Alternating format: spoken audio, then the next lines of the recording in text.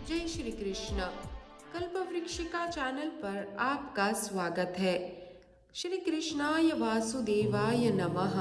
आज हम जानेंगे देवउठनी 11 की व्रत कथा। एक राज्य में सभी लोग देवउठनी एकादशी का व्रत किया करते थे। प्रजा तथा नौकर चाकरों से लेकर पशुओं तक को एकादशी के दिन अन्न नहीं दिया जाता था।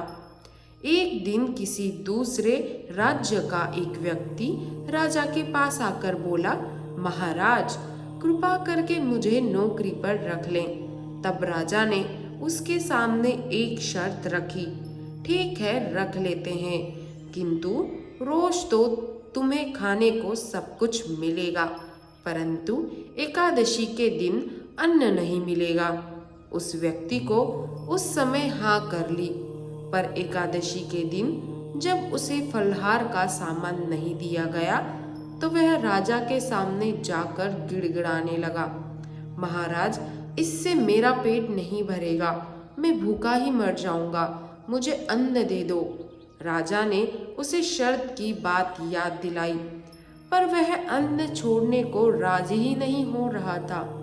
तब राजा ने उसे आटा दाल चावल आदि दे दिए। वह नित्य की तरह नदी पर पहुंचा और स्नान कर भोजन पकाने लगा। जब भोजन बन गया तो वह भगवान को बुलाने लगा, आओ भगवान भोजन तैयार है।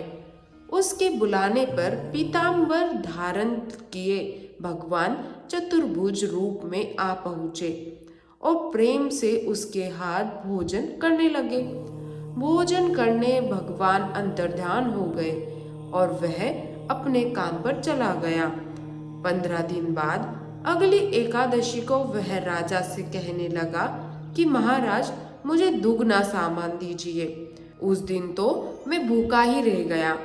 राजा के कारण पूछने पर उसने बताया कि हमारे साथ भगवान खाते हैं, इसलिए हम दोनों के लिए यह सामान पूरा नहीं होता।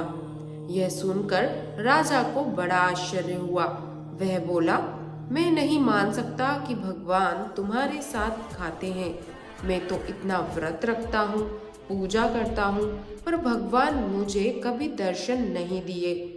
राजा की बात सुनकर वह बोला, महाराज यदि विश्वास ना हो तो साथ चलकर देख लें। राजा एक पेड़ के पीछे छुपकर बैठ गया। उस व्यक्ति ने भोजन बनाया तथा भगवान को शाम तक पुकारता रहा, परंतु भगवान नहीं आए। अंत में उसने कहा, हे भगवान यदि आप नहीं आए तो मैं नदी में कूदकर प्राण त्याग दूंगा। भगवान नहीं आए। तब वह प्राण त्यागने के लिए नदी की तरफ आगे बढ़ा।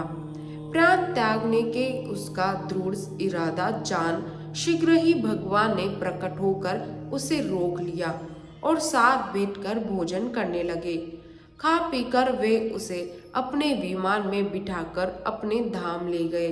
यह देख राजा ने सोचा कि व्रत उपवास से तब तक कोई फायदा नहीं होता जब तक मन शुद्ध ना हो। इससे राजा को ज्ञान मिला। वह भी मन से व्रत उपवास करने लगा और अंत में स्वर्ग को प्राप्त हुआ। तो इस प्रकार है देवउठनी 11। आप इस कथा को सुनकर अपना व्रत पूर्ण कर सकते हैं। हमारे साथ इसी प्रकार जुड़े रहिए और चैनल को लाइक और सब्सक्राइब जरूर करें।